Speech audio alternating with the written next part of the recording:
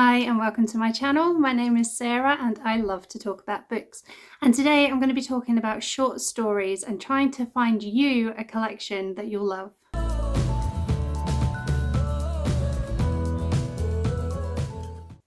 Short stories can be a bit of a Marmite genre. People either love them or they really don't. And I can understand both sides of that coin, but I am definitely on the side that loves them. I'm not here to necessarily convince anyone who's decided that short stories are not for them, but if you're wanting to try them out or you're just looking for some different recommendations to try out, I gotcha. I've got 12 of my favourite collections to share with you, and I think there's something for most readers in here. So let's start at the beginning. If you're new to short stories, how about starting with something that feels a little bit more like a novel with linked short stories? And the first collection that I want to talk about is Blackbird House by Alice Hoffman. This is the history of a house told through the lives of those who have lived in it for over 200 years in a series of short stories. As a bit of a homebody, I love the thought of all the stories that the walls of a home can contain, and the stories within the walls and garden and barn and fields and pond of this house are really fascinating. From like a father and his son who are lost at sea, to a suicide, to fractured families, broken hearts. Most of the stories in this collection are emotional and heart-stopping, but the format of them being linked means that you don't kind of get stuck in the mire of any one story for too long. And the prose is so magical. Alice Hoffman's a fantastic writer, and this is not hard to read at all. From just pages into it, I knew I was going to absolutely love this book. It captivated me right from the start, and that feeling of wonder as I read didn't ever really fade. I thought this book was stunning. I love the premise, I love the writing, I love the lives within the pages. And this is only the second Alice Hoffman book that I've read. Aquamarine was the first, which itself is also a short story, or maybe more of a novella. But yeah, her writing is beautiful. It's almost lyrical. And talking about it now reminds me that I really need to read more of her work. And then staying in the theme of linked short stories or interlinked short stories, Little Infamies by Panos Karnezis is a collection that's set in this rural, poverty-struck Greek village in, I think, like the mid-20th century, with characters that overlap throughout the different stories. And what struck me from the beginning with this one is that the collection is quite macabre. It's got quite a dark humour. I enjoyed that aspect, but it might not be, it might come as a bit of a surprise to anyone who was expecting, picturesque olive groves and sleepy, quaint vibes. Ranging from slights to murder, these stories focus on the kind of more cruel, vengeful, bitter aspects of the villagers' relationships. And the stories in this collection have a really distinctive quality. It feels really cohesive. And obviously, the interlinking plays a part in that, but the author's voice and the atmosphere across all the stories is really nicely consistent. Some of the stories did lose me a bit. I wasn't sure if they were maybe pulling on aspects of Greek mythology that I'm not really familiar with, or there was like a deeper meaning that I wasn't grasping. But even then, they were still enjoyable to read. The writing is descriptive and rich, and just a fantastic short story collection. Now, if you like a bit of YA, or you like reading about women, then I can suggest How to Breathe Underwater by Julie Orringer. And although I've said that, I don't think this is a YA book, but there is a focus in these stories of that kind of coming of age time. I don't think in all of them, but it is quite prevalent in the collection. Every story in this collection is really strong and moving. They're well paced. They've got really great characters and plots. I was really captivated by the melancholic vibe. There's quite a bittersweet beauty in a lot of these stories. The common thread through all of them is how Orringer really perfectly captures that pivot point in the lives of her female protagonists, from which nothing will ever be the same. from the burden of guilt of surviving a car crash in which the girl's brother's girlfriend dies, or a woman watching her terminally ill mother say goodbye, to being harshly initiated into the world of sexuality. The girls in these stories are not spared the full force of life, but the telling is beautiful. It's almost gentle enough to soften the blows. I really love this collection, and as a bonus, it's one that inspired Claire Fuller to become a writer, and I love Claire Fuller, so make of that what you will. If characters are your thing and nature as well, then how about trying The Shell Collector by Anthony Doerr? He wrote All the Light We Cannot See, and his prose is really beautiful, but in that way that it doesn't get in the way of the meaning.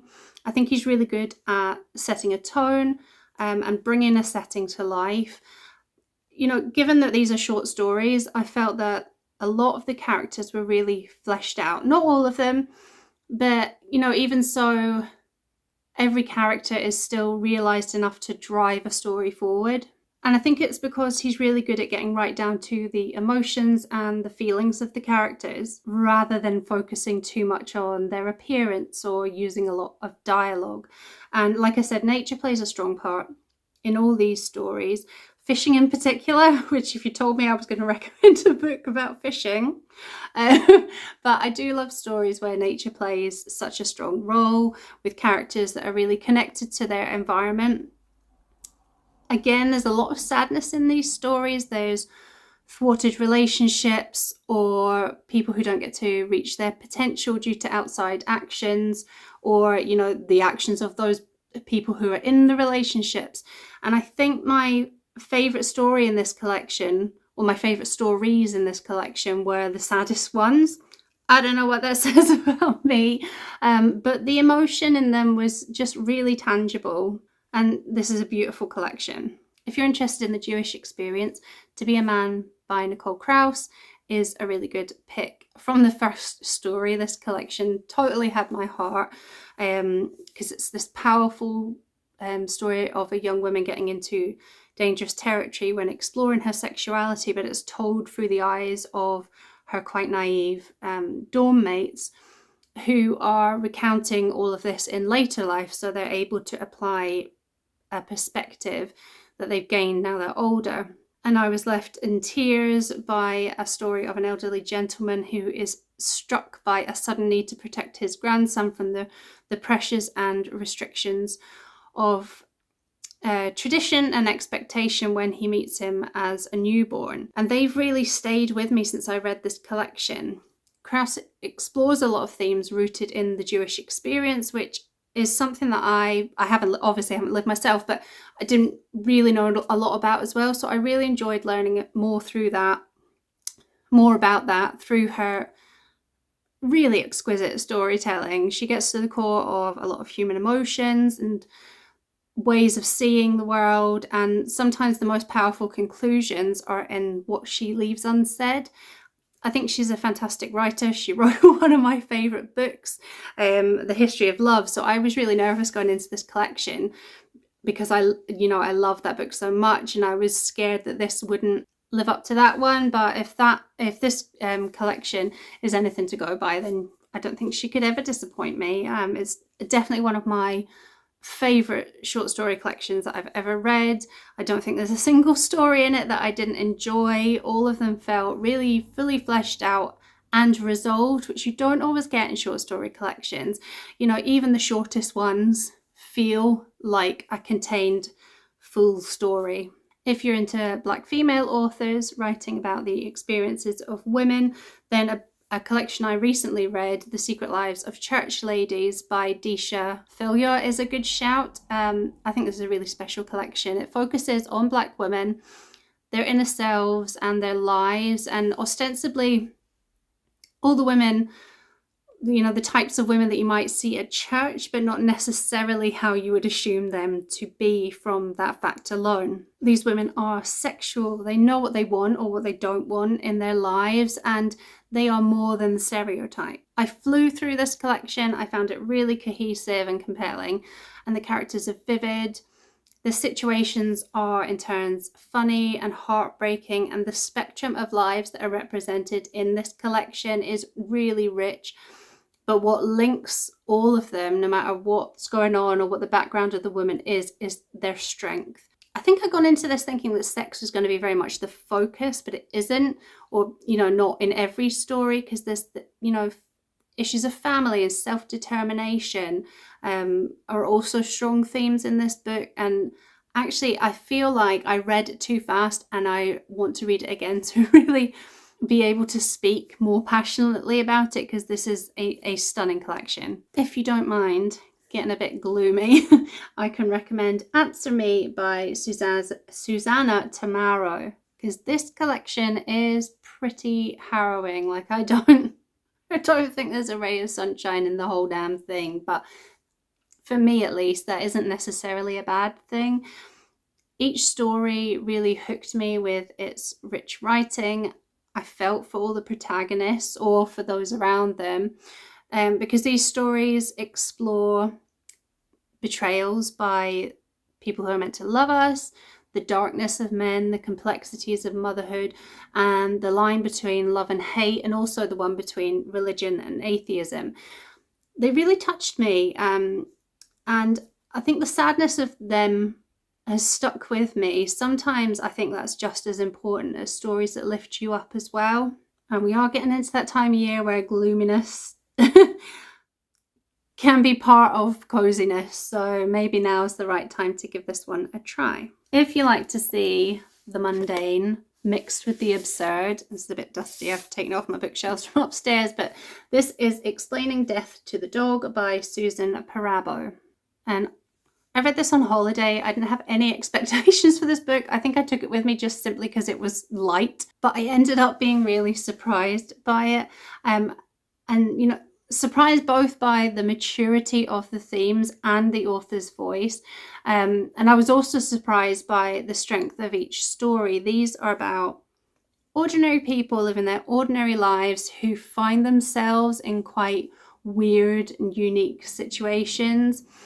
So it has been a few years since I read this, but I don't think there was a dud in the whole collection, and the title story will probably always stay with me. And I was surprised to see this has only got 2 reviews on Goodreads, which I find really weird because it's a great collection. If you like gothic feminist fairy tales, then I can recommend The Bloody Chamber and Other Stories by Angela Carter. When it comes to fairy tales, I'm very much like your Grimm sort of girl. Even as a child, like I like Disney, but I always felt there was something a little bit too clean, a little bit too soulless about Disney versions of fairy tales. So this collection of reworkings of classics such as, I think, Beauty and the Beast is in there, Red Riding Hood, I think Sleeping Beauty. They explore the dark and sexual underbelly of these tales, and it was just spot on my taste. It was a lot more literary than I had expected. Carter's prose is really rich and just arcane enough for the gothic vibe that these stories need, but it's the female empowerment slant she gives most of the stories in this collection that I really enjoyed. She turns a lot of these well-known archetypes from morality symbols into true heroines who own their sexuality and know their worth. These aren't retellings just for the hell of it. They're clever. They reimagine the story in a way that gives the women back their voices, and that is just mwah. If you're a music lover as well as a reader, then I can recommend Cover Stories, Volume 1, Saints and Sinners by Richard Easter. And this is Volume 1, but I don't think there's a Volume 2, at least not yet. But it was the premise of this collection that hooked me in immediately. So it's short stories which uses songs as their inspirational starting point. And I love music almost as much as I love reading. And the bonus is this collection has a lot of artists that I grew up on, like Bowie, The Stones, Lou Reed, people like that. So I knew I had to try this, and I wasn't disappointed. Every story is creative and clever. This collection in turns is funny or touching, or it provides some interesting social commentary along the way. And it doesn't fall into any traps that the songs into stories approach could hold. These aren't simple retellings of lyrics. And back to that point about linked short stories, some of the stories do have links between them as well, so that's really fun. If you're interested in the immigrant experience or India, then The Interpreter of Maladies by Jhumpa Lahiri is a solid shout. This collection is so strong. It brings together the experiences of Indian people, both who are immigrants or who live in their country of origin. And it paints this beautiful example of how no group can be defined by their migrant status. Issues of belonging, culture, and identity are woven through some truly stunning stories. The more short stories I read, the more impressed I am by the ability of some authors to say so much and craft really vivid characters and really complex plots in so few words. And Lahiri's collection is one of the best I've ever come across. There is so much sadness in these stories. My heart broke when I was reading these, but they don't feel gloomy, just really real and raw, and I can definitely see why this won a Pulitzer. If you like Irish authors, I can recommend The End of the World as a Cul-de-sac by Louise Kennedy. This collection brings together stories of Irish women who are experiencing difficulties or turning points after often quite traumatic or upsetting events, which does sound like it's going to be quite a bleak read, at times it can be, but it isn't all shrouded in that darkness, mainly due to Kennedy's writing. She's got a really strong voice and she puts her characters in fascinating situations. There's a woman abandoned by her husband and she's living in this failed building development that he fled. There's a woman who's being punished by her husband for a choice that she made. There's a pregnant mother whose husband has found himself in bed with gangsters after turning to them for financial help. And in all these stories, there's quite a darkly, almost comic voice and an authentic rooting in rural Irish life. I thought this was such a rich collection of writing, and I'm actually currently reading her new novel Trespasses, so watch out for my September wrap-up to hear what I think about that. So that is a bit of a whistle-stop tour through some of my favourite short story collections, and I hope that within these recommendations you found something that you might want to pick up. What do you think about short stories? Do you love them? Do you hate them? Have you read any of these ones that I've talked about, or do you have any recommendations that you'd like to make to me or anyone else reading the comments? Please let me know in the comments below. And I've really enjoyed doing this actually, because some of these collections I haven't read for years, and now that I've talked about them I kind of want to go back and read them again, or maybe just go and find some new ones. I really do enjoy short stories. I know they aren't for everyone.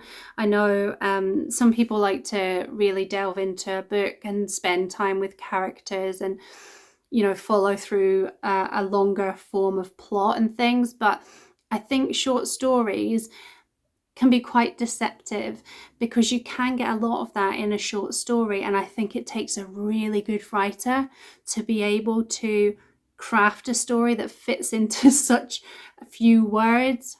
That's not to say that every collection is great, or that every collection is consistently good. Like a lot of the time with short stories, you'll find that there are like peaks and troughs in the quality of the stories or how the stories speak to you. But I guess that's the same if you gave someone a pile of books.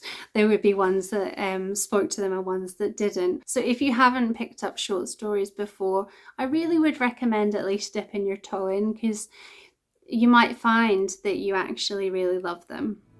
I hope you do. So until next time, bye.